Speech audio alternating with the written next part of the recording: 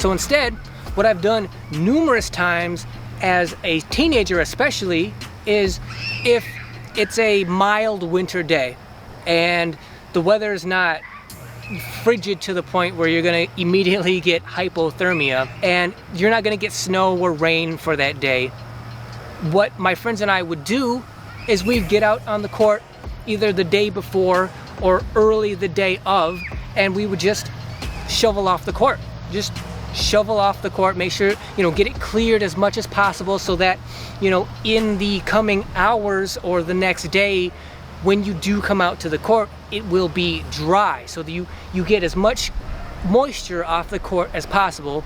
Give it a day to dry so that the next day when you come out to the court, it's nice and dry even though everything else is surrounded by snow. That's point number one. You can't play in snow effectively. You can't have a snow-covered basketball and play basketball effectively. It's just not going to work.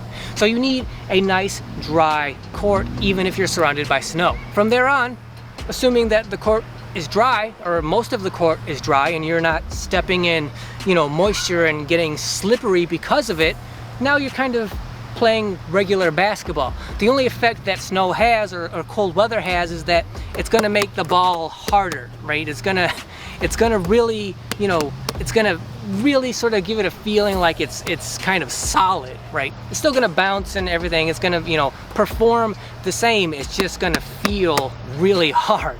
Also, because of that, the bounce off the backboard and the rim, that's going to be more stiff as well. So be prepared for that. Other than that, you're just going to be cold, at least at the beginning. And then, after 10 minutes, running around, keeping moving, breathing hard, getting your blood flowing, it's just going to be kind of a regular basketball day, except for it's going to be cold. And then, like any long rebounds that you have that go out of bounds, and then the ball travels and rolls into the snow, that's going to be inconvenient because you're going to have to, dry it off, spin it, bounce it, try to get as much snow off of it as quickly as possible to get it as dry as possible. Like, your hands are going to freeze, right?